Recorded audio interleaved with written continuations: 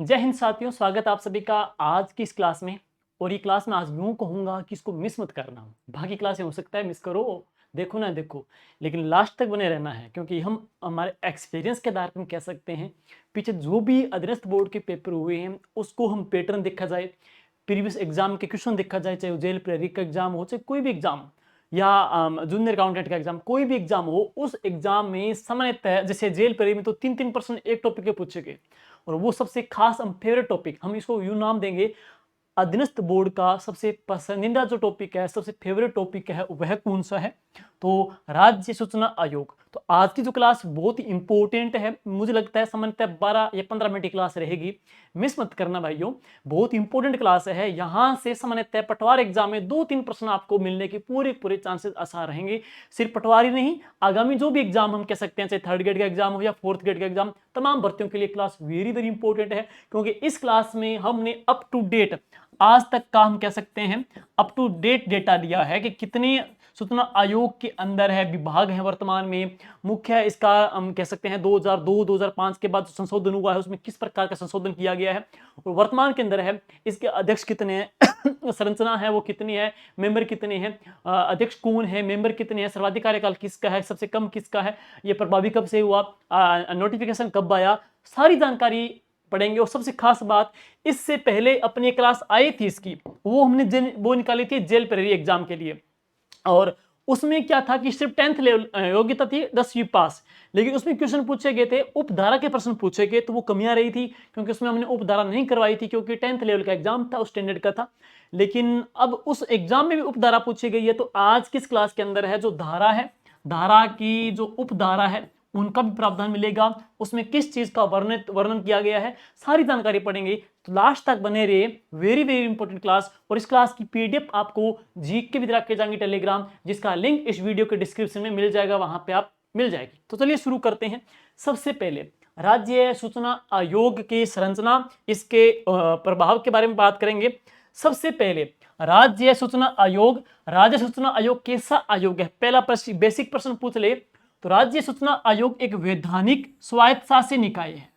राज्य सूचना आयोग एक वैधानिक स्वायत्तशासी निकाय, एक वैधानिक और स्वायत्तशासी निकाय है। सबसे पहला क्वेश्चन अगर बने तो नेक्स्ट, इसका गठन कब हुआ, कौन से एक्ट के तहत, कौन सी अध्याय में, कौन सी धारा में, और कब गठन हुआ, और यह लागू कब हुआ। 4-5 बातें एक प्रश्न में बन सकती है। सबसे पहले आरटीआई अधिनियम 2005 के तहत, आरटीआई अधिनियम 2005 के तहत गठित हुआ।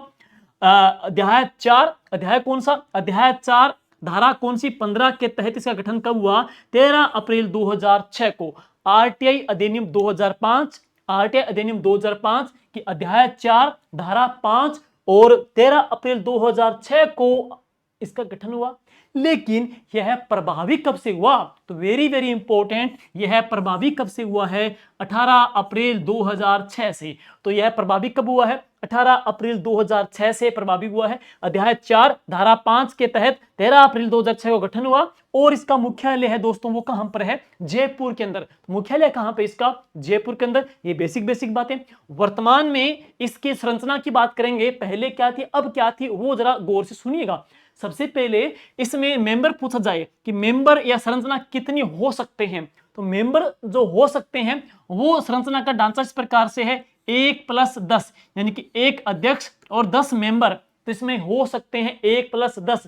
लेकिन अभी वर्तमान के अंदर मैं बात करूंगा तो वर्तमान में परिवर्तन हो गया, कितना है, 1+4, यानी कि वर्तमान के संदर्भ में पहले कितने थे, 1+10, वर्तमान में क्या है, 1+4 है, यानी कि एक तो क्या है अध्यक्ष और 4 कौन है, मेंबर। तो वर्तमान में है, पहले 1+10 हो सकते हैं, वर्तमान में 1+4, तो एक अध्यक्ष और 4 इसके मेंबर। वो कौन कौन से हैं, अध्यक्ष कौन कौन है, सबसे पहले तो अध्यक्ष का मैं जिक्र करूंगा तो एमएल लाठर साहब। तो अध्यक्ष कौन है, एमएल लाठर साहब। और ये क्रम की दृष्टि से पूछा जाए तो ये कौन से, तो ये 5वें हैं, सीक्वेंस पूछ ले तो ये है 5वें, और कब से, तो 9 जुलाई 2024 से लेकर के वर्तमान तक। तो 9 जुलाई 2024 से लेकर के वर्तमान तक एमएल लाठर साहब है ये अध्यक्ष, और ये पूर्व में डीजीपी राजस्थान सरकार में रह चुके हैं।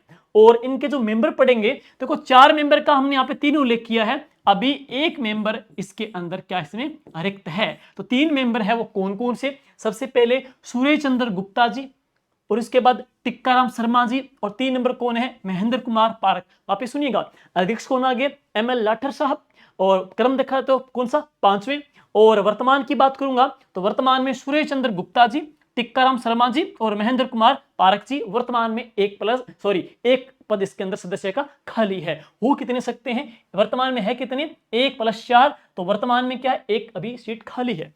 और अब चलते हैं नेक्स्ट, प्रथम अध्यक्ष। बेसिक सा प्रश्न कई बार आ जाता है कि पहले अध्यक्ष कौन थे, तो पहले इसके अध्यक्ष थे MD कोरानी साहब। तो पहले अध्यक्ष थे MD कोरानी जी। और एक दूसरा प्रश्न और बनेगा, न केवल पहले भी थे बल्कि सबसे लंबा कार्यकाल भी रहा है। तो पहले अध्यक्ष भी रहे हैं MD कुरानी जी, और सबसे लंबा कार्यकाल भी रहा है। कार्यकाल पूछ ले कब से कब तक का, तो इंपॉर्टेंट है, सबसे लंबा रहा है 18 अप्रैल 2006 से लेकर के, पर अभी कब हुआ, 18 अप्रैल से, तो 18 अप्रैल 2006 से लेकर के 17 अप्रैल 2011 तक इनका कार्यकाल जो सबसे लंबा कार्यकाल रहा है MD कुरानी साहब का, और ये पहले भी थे अध्यक्ष।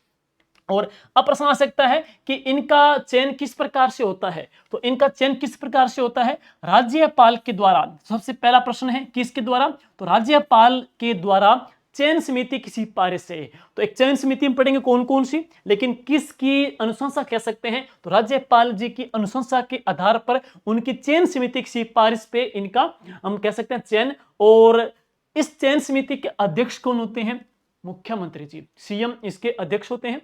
और इसकी बात करेंगे, अन्य जो मेंबर पढ़ेंगे वो कौन होते हैं, नेता प्रतिपक्ष और मुख्यमंत्री जी के द्वारा मनोनीत कैबिनेट के मंत्री। तो वापिस पढ़ेंगे, इनका हम चयन कह सकते हैं। तो चयन के बारे में राज्यपाल के द्वारा एक गठित चयन समिति की सिफारिश से होता है। और इस चयन समिति में कौन कौन होंगे, मुख्यमंत्री, नेता प्रतिपक्ष के नेता और CM के द्वारा मनोनीत कैबिनेट मंत्री। लेकिन इस चयन समिति के जो अध्यक्ष पूछ रहे तो वह कौन होते हैं, मुख्यमंत्री जी इस चयन समिति के अध्यक्ष होते हैं। और किसकी सिफारिश से, राज्यपाल की सिफारिश से। नियुक्ति कौन करेगा और त्याग पत्र किसको देते हैं, तो नियुक्ति का प्रावधान किसको, राज्यपाल के द्वारा, नियुक्ति भी किसके द्वारा, राज्यपाल के द्वारा, और त्याग पत्र भी किसको, राज्यपाल को। तो नियुक्ति भी राज्यपाल के द्वारा है और त्याग पत्र भी किसको है, राज्यपाल को। राज्यपाल के द्वारा ही चयन समिति की सिफारिश पर ये इस प्रकार से कमेटी बनाई जाती है जो इनका चयन करती है। नेक्स्ट, शपथ का प्रावधान है। तो शपथ की बात करेंगे, सदस्य और उनके अध्यक्ष को जो शपथ है वो किसके द्वारा प्रदत्त होती है, तो राज्यपाल के द्वारा। तो शपथ भी राज्यपाल के द्वारा, त्यागपत्र राज्यपाल के द्वारा, नियुक्ति भी राज्यपाल के द्वारा, एक चयन समिति की सिफारिश से। और कार्यकाल देखेगा तो इनका जो कार्यकाल है वो कौन करेगी, केंद्र सरकार करेगी। तो इनके कार्यकाल का जो निर्धारण है वो कौन करेगी, केंद्र सरकार करेगी। और ये कितना है, 3 वर्ष या फिर 65 वर्ष, 3 साल या फिर 65 साल है, 3 साल या फिर 65 साल इनके कार्यकाल का निर्धारण है वो केंद्र सरकार है वो करती है।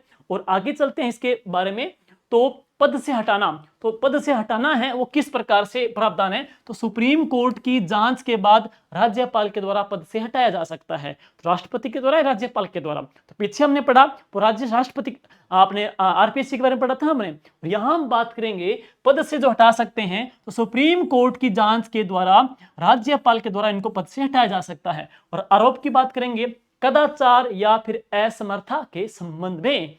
और नेक्स्ट है, अच्छा प्रश्न, ये प्रश्न एग्जाम में आ भी चुका है कि वार्षिक प्रतिवेदन है वो किसको प्रस्तुत करते हैं, तो वार्षिक प्रतिवेदन है ये किसको प्रस्तुत करते हैं, राज्य सरकार को प्रस्तुत करते हैं।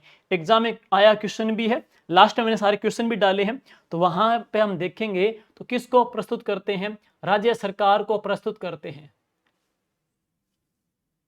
ये देखियो, ये रहा प्रश्न, राज्य सूचना आयोग अपनी वार्षिक रिपोर्ट किसको प्रस्तुत करते हैं, तो राज्य सरकार को। और राज्य सरकार है वो आगे विधान में प्रस्तुत करती है। तो ये किसको प्रस्तुत करेंगे, राज्य सरकार को। तो वार्षिक जो प्रतिवेदन है सूचना आयोग के द्वारा राज्य सरकार को दी जाती है और राज्य सरकार के द्वारा इसको विधानमंडल में रखवाया जाता है। तो अच्छा प्रश्न है, एग्जाम में आ भी चुका एग्जाम में प्रश्न। और नेक्स्ट है, अन्य मुख्य सूचना आयुक्त। तो अन्य मुख्य सूचना आयुक्त हैं तो वह कौन है, टी श्रीनिवासन, सुरेश कुमार चौधरी। तो सबसे न्यूनतम कार्यकाल इनका, टी श्रीनिवासन, सुरेश कुमार चौधरी और DB गुप्ता, देवेंद्र भूषण जी गुप्ता और ML लाठर साहब और टी श्रीनिवासन मुख्य और अन्य सूचना आयुक्त दोनों पदों के ऊपर रहे हैं। तो एक प्रश्न आ भी जाए कि मुख्य सूचना आयुक्त और अन्य सूचना आयुक्त के ऊपर दोनों पदों के ऊपर रहे हैं, वह कौन रहे हैं? तो मोहनलाल जी लाठर साहब और कौन? टी श्रीनिवासन जी। और इसके अलावा हमने पीछे पढ़ लिया, एमडी कुरानी पढ़ लिया, तो एमडी कुरानी आई गए, टी श्रीनिवासन आ गए, सुरेश कुमार चौधरी हमने पढ़ लिया, डीबी गुप्ता जी पढ़ लिए, और एमएल लाठर और टी श्रीनिवासन है, ये मुख्य सूचना ये मुख्य व अन्य सूचना आयुक्त दोनों पदों के ऊपर ये रहे हैं। और इसके बाद चलते हैं नेक्स्ट आगे, तो आरटी एक्ट 2005। आरटी एक्ट 2005, इस अधिनियम ने सूचना की स्वतंत्रता अधिनियम 2002 का स्थान ले लिया है। ये प्रश्न भी एग्जाम में आ चुका है, हमने लास्ट में लिया है। ये प्रश्न डालेंगे ना तो समझ में आ जाएगा कि ये प्रश्न भी एग्जाम के अंदर पीछे आ चुका है। ये प्रश्न भी एग्जाम के अंदर आ चुका है, बाकी हम कराएंगे तो वहां समझ में आ जाएगा। ठीक है, ये प्रश्न भी एग्जाम के अंदर आ चुका है कि आरटी एक्ट 2005, इस अधिनियम ने सूचना की स्वतंत्रता अधिनियम किसका स्थान लिया है? तो 2002 का स्थान लिया है। तो 2002 वर्तमान में निरस्त माना जाएगा। ये आरटी एक्ट है, इसने रिप्लेस कर दिया 2002 को, 2005 ने 2002 को रिप्लेस कर दिया। नेक्स्ट है सूचना का अधिकार अधिनियम। सूचना का अधिकार अधिनियम, जरा सुनिए गौर से। विश्व में सबसे पहले स्वीडन में, वर्ल्ड में सबसे पहले स्वीडन में 1766 को सूचना का अधिकार लागू हुआ। तो पूरे विश्व में सबसे पहले कब और कहां पे? तो विश्व में सबसे पहले 1766 को स्वीडन में सूचना का अधिकार अधिनियम लागू हुआ। और भारत की मैं बात करूंगा तो भारत में सर्वप्रथम अरुणा राय ने 1995 में कहां से? ब्यावर से अपने संगठन मजदूर किसान शक्ति संगठन से इसकी मांग उठाई। तो सबसे पहले राजस्थान, भारत की बात करेंगे, भारत में इसकी जो मांग उठाई है किसके द्वारा? अरुणा राय के द्वारा। और कब? 1995 में। और कहां से? ब्यावर से। कौन से संगठन के द्वारा? तो अपने संगठन मजदूर किसान शक्ति संगठन के माध्यम से इन्होंने अपनी मांग उठाई। और इसके अलावा अरविंद केजरीवाल के द्वारा, यानी कि पूर्व सीएम दिल्ली के, उनके द्वारा भी परिवर्तन नामक संगठन से, संगठन कौन सा? परिवर्तन नामक संगठन से सूचना के अधिकार की मांग उठाई। तो हम कह सकते हैं कि सूचना के अधिकार की जो मांग का जो उठाई भारत में सबसे पहले अरुणा राय के द्वारा और अरविंद केजरीवाल के द्वारा इनकी मांग उठाई गई। और आगे अरुणा राय और केजरीवाल को रमन मैक्स से अवार्ड मिल चुका है। तो रमन मैक्स से अवार्ड इन दोनों को भी मिल चुका है। नेक्स्ट है प्रधानमंत्री मनमोहन सिंह जी व राष्ट्रपति एपीजे अब्दुल कलाम ने 12 अक्टूबर 2005 को लागू किया। तो अच्छा प्रश्न है कि लागू जो किया तो प्रधानमंत्री कौन थे? मनमोहन सिंह जी। राष्ट्रपति कौन थे? एपीजे अब्दुल कलाम साहब ने इसको लागू कब किया? 12 अक्टूबर 2005 को लागू किया। केंद्रीय सूचना आयोग एक स्वायत्त शासी निकाय है। अच्छा प्रश्न, केंद्रीय सूचना आयोग एक स्वायत्त शासी निकाय है, इसे सिविल न्यायालय की शक्तियां भी प्रदत्त है। और उद्देश्य क्या है? ट्रांसपेरेंसी है, प्रशासन में ट्रांसपेरेंसी लेके आना, पारदर्शी प्रशासन लेके आना है। और मुख्यालय कहां पे? नई दिल्ली में। संरचना की बात करेंगे तो कितनी है? 1+10, यानी कि 1 अध्यक्ष 10 इसके मेंबर। तो 1 अध्यक्ष 10 इसके मेंबर, तो यह इसकी संरचना आ जाएगी। मुख्यालय कहां पे? नई दिल्ली में है। उद्देश्य क्या है? पारदर्शी प्रशासन को डेवलप करना, विकसित करना और लागू करना। मुख्य सूचना आयुक्त की नियुक्ति। तो मुख्य सूचना आयुक्त की नियुक्ति के संदर्भ में क्या प्रावधान है? देखिए साथियों, राष्ट्रपति प्रधानमंत्री की अध्यक्षता में गठित कमेटी की सिफारिश करता है। वापस सुनिएगा, कौन करेंगे? राष्ट्रपति जी करेंगे। प्रधानमंत्री जी की अध्यक्षता में गठित समिति, तो जो कमेटी गठित है उसकी अध्यक्षता कौन? प्रधानमंत्री जी की अध्यक्षता में गठित कमेटी के माध्यम से इसको लागू सिफारिश करता है। शपथ देखिएगा, तो शपथ किसके द्वारा है? राष्ट्रपति के द्वारा दिलाई जाती है या उनके द्वारा नियुक्त अन्य व्यक्ति के द्वारा शपथ का प्रावधान है, शपथ दिलाई जाती है। और त्यागपत्र भी किसको है? राष्ट्रपति को। अब दोनों में डिफरेंस देखिएगा, समिति की बात करेंगे और राज्य की बात करेंगे। समिति की बात करेंगे तो केंद्र की हमने पढ़ा कि केंद्र के द्वारा, तो प्रधानमंत्री की अध्यक्षता में, तो वहां कमेटी की बात करेंगे तो अध्यक्ष कौन होंगे? प्राइम मिनिस्टर होंगे। जबकि राज्यों में समिति के जो अध्यक्ष होते हैं वो कौन होते हैं? मुख्यमंत्री जी होते हैं। राज्य में कौन मुख्यमंत्री है? यहां पढ़ेंगे केंद्र का अपने पढ़ेंगे तो कौन है? प्रधानमंत्री जी। और इसके अलावा कमेटी की बात करूंगा तो उसमें और कौन होंगे? प्राइम मिनिस्टर होंगे, लोकसभा के विपक्ष के नेता होंगे और कौन होंगे? कैबिनेट मंत्री। जब राज्यों की बात करेंगे तो अध्यक्ष कौन होंगे? मुख्यमंत्री जी अध्यक्ष होंगे, नेता प्रतिपक्ष के। और इसके अलावा मुख्यमंत्री के द्वारा कैबिनेट, मुख्यमंत्री के द्वारा मनोनीत कैबिनेट मंत्री इसमें शामिल होते हैं राज्यों के अंदर, इस कमेटी के अंदर।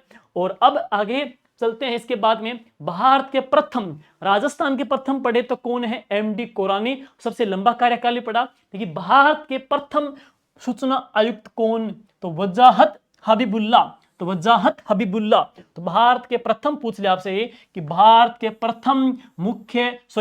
प्रथम सूचना आयुक्त हैं तो वह कौन? वजाहत हबीबुल्ला। और इनका सर्वाधिक कार्यकाल आपने पढ़ा राजस्थान के बारे में। राजस्थान के प्रथम कौन? एमडी कोरानी। और उनका भी क्या है? सर्वाधिक है। इनका भी क्या है? सर्वाधिक। दोनों काम पढ़ेंगे। इसके बाद वर्तमान की बात करेंगे तो वर्तमान के अंदर है वो कौन है? हीरालाल जी सामरिया। तो वर्तमान में कौन है? हीरालाल जी सामरिया। और एक बात और इंपॉर्टेंट, राजस्थान के कौन से जिले के निवासी? तो राजस्थान से इनका ताल्लुकात है किस जिले से? भरतपुर जिले से हैं। तो वर्तमान में कौन है? हीरालाल जी सामरिया। लेकिन प्रथम पूछा जाए तो वजाहत साहब है, ये पहले भी है, सबसे लंबा भी है। वर्तमान की बात करें हीरालाल जी सामरिया साहब राजस्थान के रहने वाले, राजस्थान से इनका संबंध कहां से? तो भरतपुर जिले से है। और ये क्रम की दृष्टि से देखा जाए तो 12वें। मैं राजस्थान की बात करूंगा तो राजस्थान में एम एल लाठर साहब ये 15वें, एम एल लाठर साहब ये 15वें। हम केंद्र की बात करेंगे, राष्ट्रीय स्तर की बात करेंगे तो ये हीरालाल जी साहब है, ये 12वें हैं। एम एल लाठर साहब 5वें हैं। और इनका जो हम कह सकते हैं कब से कब तक है तो 9/11/2023 से लेकर के लगातार तक ये बने हुए हैं। और लोक सूचना अधिकारी, अच्छा प्रश्न है, लोक सूचना जो अधिकारी है वो कितने दिन में सूचना देता है? तो लोक सूचना अधिकारी 30 दिन में सूचना देगा। लोक सूचना अधिकारी 30 दिन में सूचना देगा। और 30 दिन में सूचना नहीं मिली तो अगले 60 दिनों तक वरिष्ठ लोक सूचना अधिकारी को शिकायत है। वापिस सुनिएगा, लोक सूचना जो अधिकारी है वो 30 दिन में इंफॉर्मेशन दे देगा, सूचना दे देगा। लेकिन अगर 30 दिन सूचना नहीं मिली है तो नेक्स्ट डबल यानी कि अगले 60 दिनों तक है वरिष्ठ लोक सूचना अधिकारी को शिकायत का प्रावधान।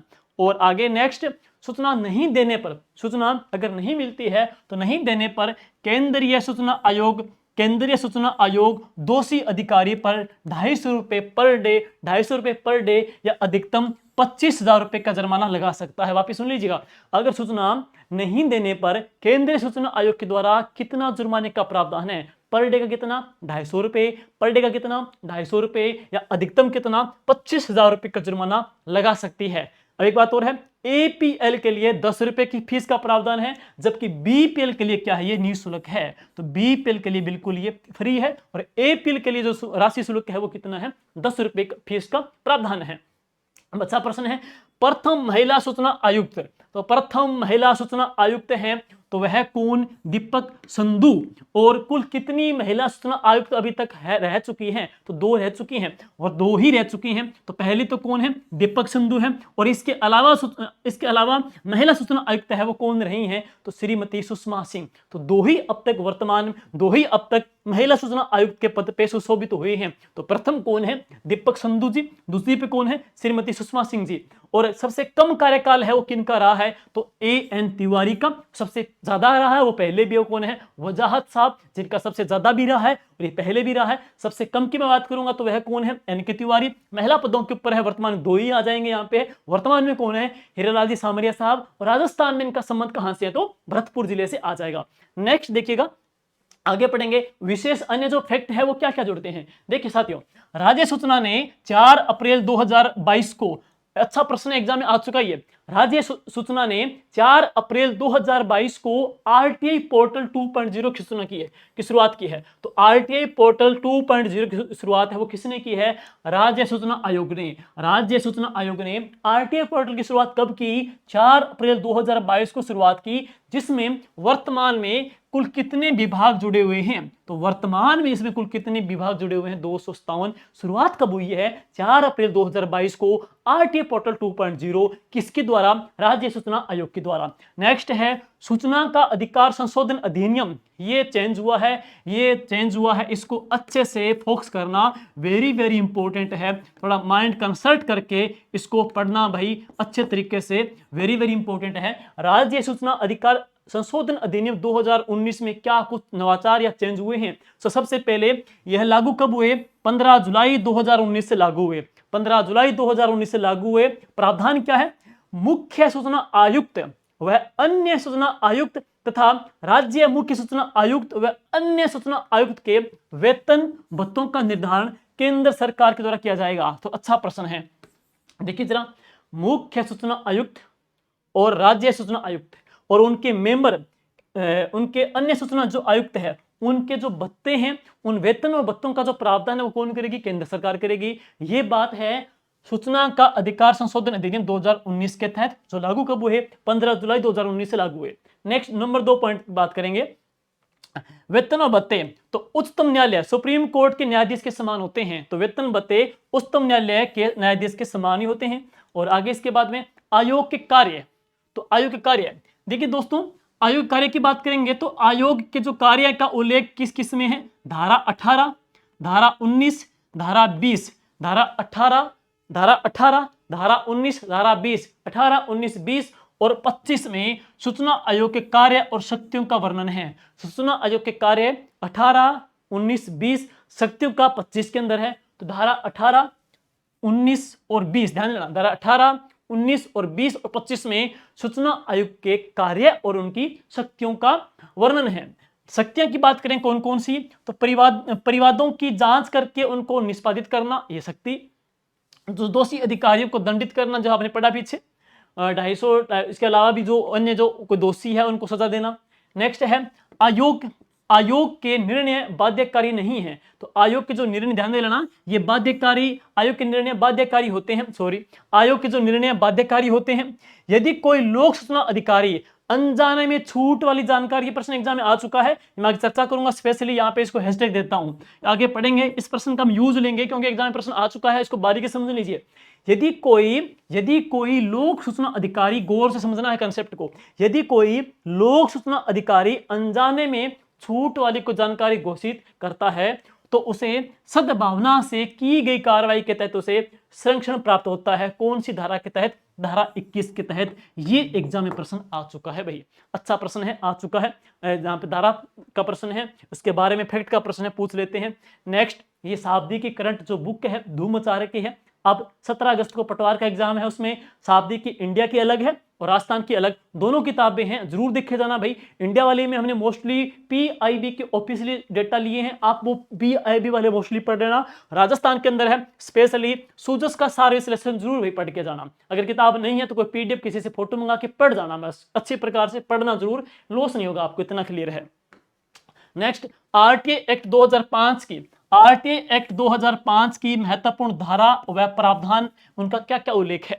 देखिए साथियों, सबसे पहले धारा जो 5 है, धारा 5 क्या कहती है? लोक प्राधिकारी के द्वारा राज्य लोक सूचना अधिकारी की नियुक्ति।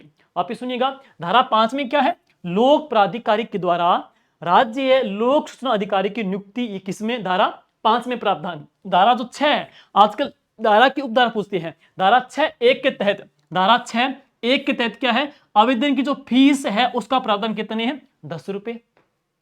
धारा 7(1) के तहत, धारा 7(1) के तहत आजकल क्या है? उपधारा पूछते हैं। धारा 7(1) के तहत है, जो नक्कल A4 या A3 पेज में कोई नक्कल लेता है तो उसको प्रति पेज के हिसाब से 2 रुपए वहन करने पड़ते हैं। अगर कोई व्यक्ति अपनी कंप्लेन की गई है, उसकी नकल चाहता है तो उसको A4 या A3 पेज के प्रति पेज के 2 रुपए उसको वहन करने पड़ेंगे। अगर कोई वो CD में, फ्लॉपी डिस्क में सूचना चाहता है तो 50 रुपए का वहन है, और जबकि वो फोटो कॉपी कराना चाहता है तो कितने का? 2 रुपए प्रति पेज के हिसाब से उसको वहन करने पड़ेंगे। नेक्स्ट, धारा जो 7 है, धारा 7 है, धारा 7 में क्या है? सूचना आवेदन की प्राप्ति के अधिकतम 30 दिवस में उपलब्ध करवानी होगी। अच्छा, इंपॉर्टेंट है। सूचना आवेदन की प्राप्ति के अधिकतम 30 दिवस में उपलब्ध करवानी होगी। कौन सी धारा में वर्णित है? तो धारा 7 के अंदर है, धारा 7 के अंदर है। ये वेरी वेरी इंपॉर्टेंट। सूचना आवेदन की प्राप्ति के अधिकतम 30 दिवस सूचना उपलब्ध करवानी होगी। कौन सी धारा में प्रावधान है? धारा 7 के अंदर है। और जो नकल की चाहता है, कॉपी चाहता है या फ्लॉपी डिस्क ड्राइविंग चाहता है तो उसका जो प्रावधान धारा 7(1) के तहत है। और धारा 6(1) के तहत है, आवेदन की जो फीस का प्रावधान कितना है? 10 रुपए का रखा गया है। जबकि लोक प्राधिकारी के द्वारा राज्य लोक सूचना अधिकारी की जो नियुक्ति का प्रावधान धारा 5 में वर्णित है। आगे चलते हैं। नेक्स्ट, सूचना जीवन या स्वतंत्रता से सूचना जीवन या फिर स्वतंत्रता से संबंधित हो तो 48 घंटे में सूचना उपलब्ध करवानी होगी। और अगर कोई थर्ड पक्ष की सूचना चाहते हैं तो उसकी कितने दिन में? 40 दिन में। थर्ड पक्ष बोले तो जैसे कि कोई व्यक्ति के यहाँ पे क्या है, सूचना जीवन के बारे में, कोई प्रशासन के बारे में है, कोई किसी व्यक्ति के बारे में, किसी प्रशासन के बारे में होगी, किसी संस्था के बारे में होगी। अगर किसी व्यक्ति के बारे में सूचना, जैसे अपने को मान लो एक तो क्या है, मुख्यमंत्री की सूचना जाननी है तो वो अलग है। लेकिन अगर अपने को मुख्यमंत्री वर्तमान में भजन लाल जी है, उनके बारे में व्यक्तिगत जानकारी जाननी है कि परिवार के बारे में, इनके बारे में, तो वो क्या है, थर्ड पक्ष के बारे में आ जाएगी। तो थर्ड पक्ष की सूचना है वो 40 दिन के अंदर है। बाकी सूचना जीवन या स्वतंत्रता से रिलेटेड है ना, तो 48 घंटों में उपलब्ध करवानी होगी। नेक्स्ट है धारा 15। धारा 15 में राज्य सूचना आयोग का गठन, हमने पीछे पढ़ा है। धारा 15 में राज्य सूचना आयोग का गठन, और धारा 17 के अंदर है राज्य सूचना आयोग को हटाने की प्रक्रिया। धारा 15 में क्या है, राज्य सूचना आयोग का गठन। धारा 15 में राज्य सूचना आयोग का गठन। धारा 17 में राज्य सूचना आयोग को हटाने की प्रोसेस। और धारा 19(1) में प्रथम अपील 30 दिन में, सूचना उपलब्ध नहीं करवाने पर कार्रवाई। धारा 19(1) में प्रथम अपील 30 दिन में, सूचना उपलब्ध नहीं करवाने पर कार्रवाई। और धारा 19(2) के अंदर क्या है, आदेश प्राप्ति से शिकायत 30 दिन के भीतर की जाएगी। वापिस सुनिएगा, धारा 19 में तो क्या है, धारा 19(1) में क्या है कि प्रथम अपील 30 दिन में सूचना उपलब्ध नहीं करवाने पर कार्रवाई। और धारा 19(2) में क्या है कि आदेश प्राप्ति में शिकायत अधिकतम 30 दिवस के भीतर वो की जाएगी। धारा 19(2) के अंदर इसका वर्णन है। और धारा 19(3) में क्या है, धारा 19(3) क्या कहती है कि द्वितीय अपील अधिकारी के द्वारा, द्वितीय अपील अधिकारी दूसरी अपील की तारीख से 90 दिनों में शिकायत है। वापिस सुनिएगा, तो धारा 19(3) में क्या है, द्वितीय अपील अधिकारी दूसरी अपील की तारीख से 90 दिनों में शिकायत का प्रावधान पड़ेंगे धारा 19(3) के अंदर। और धारा 22 क्या कहती है, अधिनियम का अध्यारोही प्रभाव। तो अधिनियम का अध्यारोही जो प्रभाव, यानी कि इस अधिनियम से जुड़ी जो पहले जितने भी जो प्रावधान हो चुके हैं या जो निर्णय आ चुके हैं, तो वो अपनी इस स्वतः रद्द है। और नए जो अधिनियम, नई जो धारा का प्रावधान होगा वो धारा 22 के अंदर, धारा 22 में जो अधिनियम का जो अध्याय प्रभाव है वो यहाँ पे लागू रहेगा। धारा 23 क्या कहती है, न्यायालयों की अधिकारिता। तो धारा 23 के अंदर क्या है कि यहाँ पे आयोग के द्वारा जो भी सूचना है उनके आधार पर न्यायालयों की अधिकारिता का प्रावधान। धारा 25 में क्या है, मॉनिटर करना, रिपोर्ट करने का प्रावधान। धारा 29 में क्या है, नियमों को रखा जाना। तो धारा 23 में क्या है, न्यायालयों की अधिकारिता। धारा 25 में क्या है, मॉनिटर करना और रिपोर्ट करना है। धारा 29 में क्या है, नियमों को रखा जाना। धारा 29 में क्या है, नियमों को रखा जाना। और इसके बाद में है लोक प्राधिकारी की बाध्यताएं क्या क्या। इनका प्रश्न भी एग्जाम में आ चुका है कि लोक जो प्राधिकारी है उनकी क्या क्या लिमिटेशन होती है, क्या क्या उनकी बाध्यताएं होती है। सबसे पहली मैं बात करूंगा तो लोक प्राधिकारी की बात करेंगे, इसमें अभिलेखों को सूचीबद्ध करना, अभिलेखों को, अभिलेख है उनको सूचीबद्ध करना, उनको, उनकी जो लिस्ट होती है, अनुक्रमिका होती है, इंडेक्स होती है, उनको तैयार करना और उनको कंप्यूटरीकृत किया जाना। ठीक है, एक तो ये स्वघोषणाएं का प्रावधान है।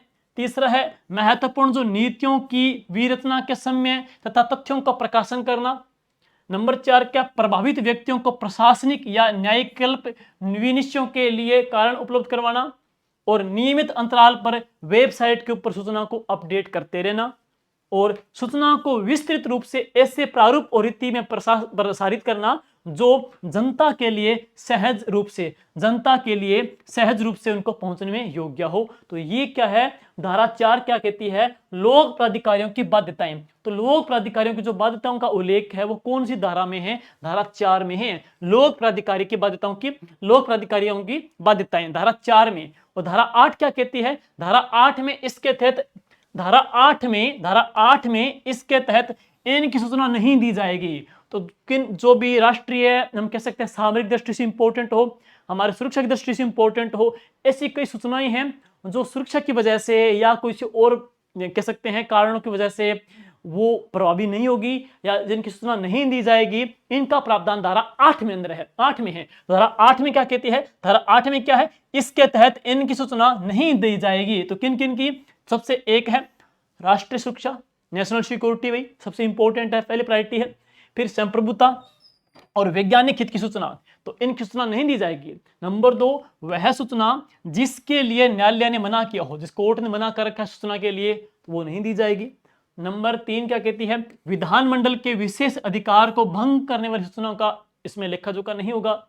नंबर 4, विदेशी सरकार से विश्वास प्राप्त सूचना नहीं दी जाएगी।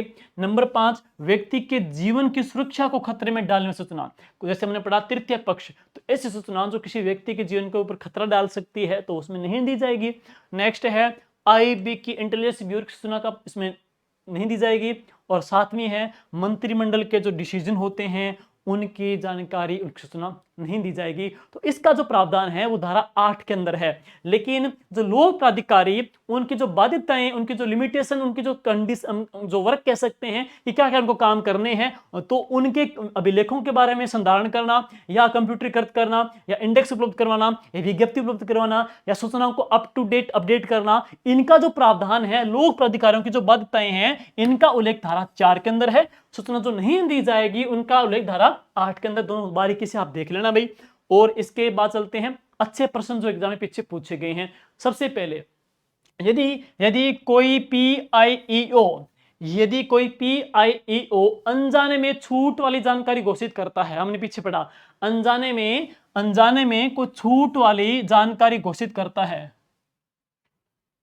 जैसे प्राइमरी इंफॉर्मेशन ऑफिसर है ना, अनजाने में छूट वाली जानकारी घोषित करता है, तो क्या सद्भावना प्रावधान के तहत कार्रवाई लागू होगी? निम्न में से सबसे उपयुक्त विकल्प चुनें। हाँ, यह आरटी अधिनियम या उसके तहत किसी नियम के तहत किसी भी अधिकारी की किसी भी कार्रवाई पर लागू होता है। बी कहता है नहीं, यह लागू नहीं होगा। सी कहता है सद्भावना से की गई कार्रवाई का संरक्षण किसी भी पीआईओ पर लागू नहीं होता। डी है नहीं, यह केवल आरटी अधिनियम 2005 के तहत जानकारी देने से इनकार करने पर लागू होगा। तो इसका उत्तर आप सी आपको मिल जाएगा, इसका उत्तर आपको सी मिल जाएगा। पीछे हमने करा रखा है इसके बारे में। सबसे पहले ये देखिए, यदि कोई लोक सूचना अधिकारी अनजाने में छूट वाली जानकारी घोषित करता है तो उसे सद्भावना से की गई कार्रवाई के तहत उसे संरक्षण प्राप्त होता है। धारा कौन सी? धारा 21 के तहत है। तो ये राइट आंसर आएगा धारा 21 के तहत। तो ये क्वेश्चन सीधा यहाँ पे पड़ा है, इस प्रकार के प्रश्न पूछे गए थे एग्जाम के अंदर है। तो धारा कौन सी? धारा 21 के तहत है, धारा 21 के तहत है। तो आंसर क्या आएगा इसका? सी आंसर आ जाएगा। अगले क्वेश्चन की ओर चलूं मैं। आरटी अधिनियम, ये देखो प्रश्न एग्जाम में आ चुका है, रिप्लेस कर दिया। मैंने बताया था ना कि 2002 को रिप्लेस कर दिया। तो आरटी अधिनियम 2005 के लागू होने के बाद में सूचना की स्वतंत्रता अधिनियम 2000 की स्थिति वर्तमान में क्या है? तो रिप्लेस हो गई। तो अब 2002 को क्या है? निरस्त कर दिया गया है। जैसे ही केंद्र सरकार इस बाकी पढ़ने की जरूरत नहीं है तो इससे निरस्त कर दिया गया है, स्वतः निरस्त हो गया है। 2002 निरस्त हो गया है, 2002 के निरस्त हो गया 2005 लागू होने के बाद में। ठीक है, तो यहां पे आगे पढ़ने की जरूरत नहीं है, अपने आप में आंसर। नेक्स्ट देखिएगा, आरटीआई अधिनियम की धारा 19 की उपधारा 3 के तहत दूसरी अपील दायर करने की समय सीमा कितनी है? दूसरी अपील करनी कितनी है? एफएए की निर्णय की प्राप्ति के 90 दिन है, 3.5 है, 30 दिन है, 10 दिन है। तो इसका उत्तर सीधा आपको वहां मिलेगा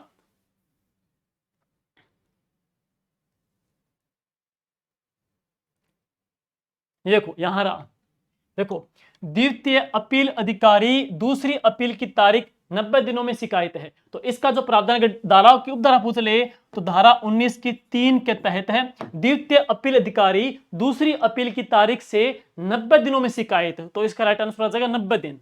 तो राइट आंसर क्या बनेगा इसका? 90 दिन इसका राइट आंसर बनेगा। तो कितने दिन? 90 दिन। यहां पे आ जाएगा ए। अगला क्वेश्चन चलते हैं नेक्स्ट। आरटीआई पोर्टल 2.0 किस आयोग के द्वारा लॉन्च किया गया?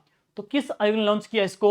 राज्य सूचना आयोग ने। हमने पीछे पढ़ लिया, एग्जाम में आ चुका है। राज्य सूचना आयोग के द्वारा इसको लागू किया गया, राज्य सूचना आयोग के द्वारा। ठीक है, नेक्स्ट, राज्य सूचना आयोग सूचना नहीं देने पर अधिकतम कितनी राशि का जुर्माना आरोपित कर सकता है? तो इसने अधिकतम पूछा है, तो 250 रुपए पर डे का से लेकर के अधिकतम कितना पूछा है भाई? 25,000 रुपए। तो अधिकतम कितना? 25,000 रुपए। तो राइट आंसर क्या आ जाएगा इसका? 25,000 रुपए इसका राइट आंसर। नेक्स्ट है, राज्य सूचना आयोग अपनी वार्षिक रिपोर्ट नीचे मैंने बता ही दिया था। राज्य सूचना आयोग अपनी वार्षिक रिपोर्ट किसको देगा? राज्य सरकार को। राज्य सरकार इसको प्रस्तुत कहां पे करेगी? विधानमंडल में रखवाता है। तो राज्य सरकार इसको कहां पर रखवाएगी? विधानमंडल में। और ये किसको प्रस्तुत करेगा? राज्य सरकार को। हमने पीछे पढ़ लिया इसके बारे में भी। और नेक्स्ट, निम्नलिखित कथनों को ध्यान से पढ़ें। राज्य सूचना आयोग प्रबंध विनिमय 2007 को सूचना का अधिकार अधिनियम 2005 की धारा 15(4) के तहत बनाया गया। राजस्थान सूचना आयोग लोक सूचना अधिकारी पर प्रतिदिन, आपने पढ़ा धारा 15 अध्याय 4, धारा 15 अध्याय 4 के तहत बनाया गया। राइट था यहाँ पर, राइट है। तो यहाँ पर धारा तो कौन सी? 15 अध्याय 4 के तहत बनाया गया था। राइट, यहाँ पर राइट आ रहा है, कथन राइट है। कथन 2 क्या कहता है? राज्य सूचना आयोग लोक सूचना अधिकारी में प्रतिदिन 250 रुपए सही है, लेकिन अधिकतम 50,000 रुपए की सख्ती यहाँ पे सख्ती या यहाँ पे कोई जुर्माना अध्यारोपित कर सकता है। 50,000 का नहीं भाई साहब, कितना है? 25,000 का। तो कितना? 25,000 का। तो यहाँ पे गलत है, केवल कथन 1 राइट है। तो केवल कथन 1 यहाँ पे सही आ जाएगा। तो ए इसका राइट आंसर बनेगा। ठीक है, अब चलते हैं नेक्स्ट क्वेश्चन की ओर।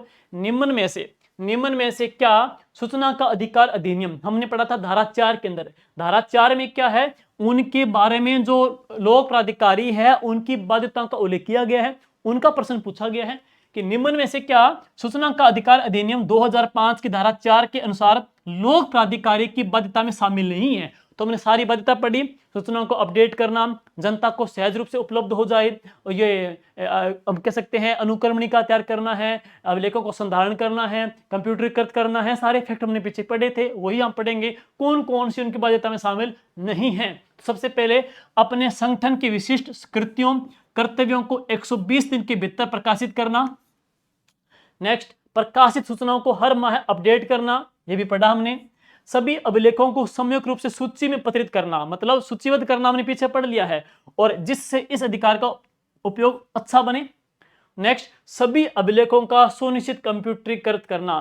तो कंप्यूटरीकरण तो है, हमने पढ़ा कंप्यूटरीकृत तो है, लेकिन उसमें ये वर्ड नहीं था। एक बार दोबारा सुन लीजिएगा, कहां पे प्रश्न, ये एक बार दोबारा देख लीजिए। देखो इसमें क्या है, इसमें क्या है? अभिलेखों को सूचीबद्ध करना राइट था, अनुक्रमणिका भी था, क्रमवार रखना भी था, लेकिन कंप्यूटरीकृत करना किया जाना है, ये था यहाँ पे बाध्यता में। लेकिन सभी अभिलेखों को कंप्यूटरीकृत किया जाना कोई जरूरी नहीं है। थोड़ा इतनी बारीकी से क्लोज से यहाँ पे प्रश्न है, तो के बारे से प्रश्न आ जाते हैं। ठीक है, तो इसका जो राइट आंसर बनेगा, तो सभी नहीं आएगा, तो राइट आंसर क्या बनेगा? 4 बनेगा। और इनकी जो बाध्यताएं है, इनका उल्लेख कौन सी धारा के अंदर है? धारा 4 के अंदर है। ठीक है, और नेक्स्ट चलते आगे। सूचना का अधिकार अधिनियम 2005 की धारा 8, धारा 8 में हमने पढ़ा सूचना कोई नहीं दी जाएगी, उसके बारे में उल्लेख है। तो धारा 8 में निम्नलिखित में से किस विकल्प का उल्लेख नहीं है, जिसमें कहा गया है कि किसी भी नागरिक को सूचना देने की बाध्यता नहीं होगी? तो कौन सी ऐसी सूचना है जो नागरिक को सूचना देने की बाध्यता नहीं होगी? सूचना जिसमें प्रकटन से संसद या किसी राज्य के विधानमंडल के विशेष अधिकार का भंग करना हो, किसी विदेशी सरकार से विश्वास में प्राप्त सूचना हो, सूचना जिसके प्रकटन से भारत की संप्रभुता और अखंडता पर प्रतिकूल प्रभाव पड़ता हो, सूचना जो राज्य के विकास की प्रक्रिया को बाधित करती हो। इसका राइट आंसर क्या बनेगा भाई? तो इसका राइट आंसर है, अब आप लोग कमेंट में देंगे, तो इसका राइट आंसर क्या बनेगा? ये क्वेश्चन आप लोगों के लिए छोड़ा गया है।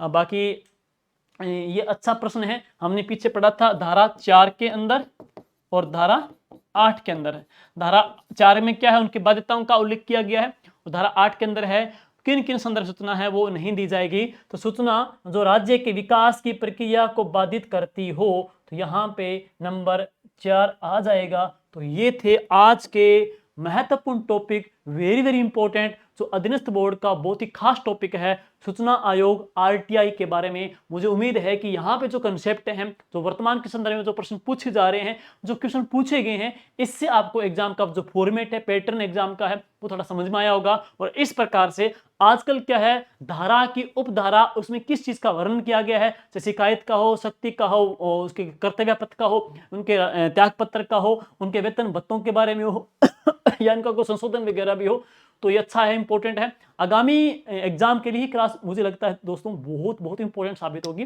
और आप लोगों के जो विचार हैं, क्लास कैसी लगे, तो आप लोगों का कमेंट का वेट रहेगा। मिलते हैं इसी प्रकार से एक शानदार और जानदार टॉपिक के साथ में। Thank you, wish you all the best, good luck.